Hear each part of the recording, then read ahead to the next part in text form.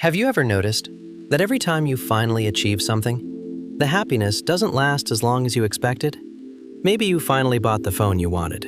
A week later, it felt normal. Maybe you got the promotion you'd been chasing for years. For a few days, you felt amazing. Then life quietly returned to normal. Soon, you were chasing the next promotion, the next goal, the next purchase, the next version of yourself. So, what happened? Were you chasing the wrong dream? Not necessarily.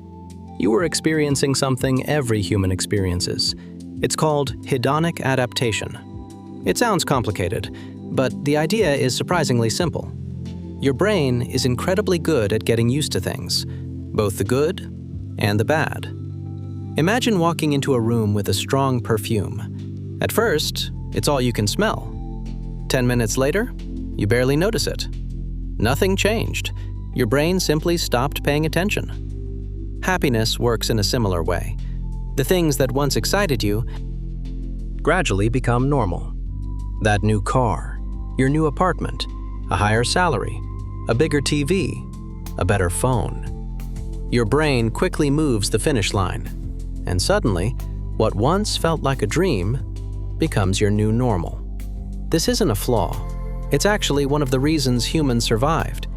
If our ancestors became permanently satisfied, they would have stopped searching for food, building shelter, or improving their lives. Wanting more helped our species survive. But in today's world, that same system can leave us feeling like nothing is ever enough. Social media makes this even worse. The moment you achieve one goal, you see someone who's already ahead. You buy your first house. Someone else buys a mansion. You save your first $1,000. Someone else celebrates $1 million. Your brain immediately changes the comparison. Instead of appreciating your progress, you start focusing on someone else's, and happiness quietly disappears. There's another trap. Many people confuse excitement with happiness. Buying something new is exciting. Starting a new relationship is exciting. Beginning a new job is exciting, but excitement naturally fades. Real happiness is different. It grows from things that don't always feel exciting. Strong friendships, good health, meaningful work, learning, helping others. These things don't create huge emotional highs, but they create something much more valuable, a stable sense of fulfillment. Here's a simple experiment. Think about your happiest memories. Are they expensive? Maybe some are, but many probably aren't.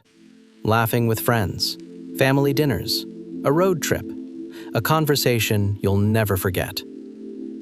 Watching the sunset with someone you love. The moments that stay with us usually aren't the ones that cost the most. They're the ones that meant the most. So does this mean you shouldn't have goals? Of course not. Goals give life direction. But they should never become the only reason you're allowed to be happy. Because if happiness always lives in the future, you'll never experience it today. Try this instead. The next time you reach a goal, pause.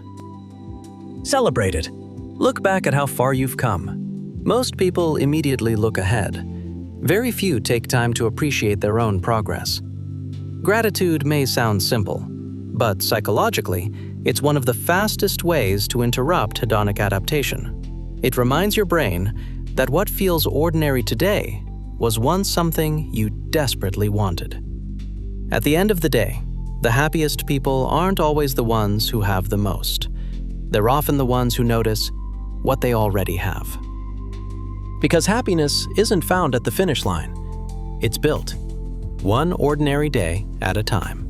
If this video made you think differently about happiness, welcome to MindSketch, where simple drawings explain the hidden psychology behind everyday life.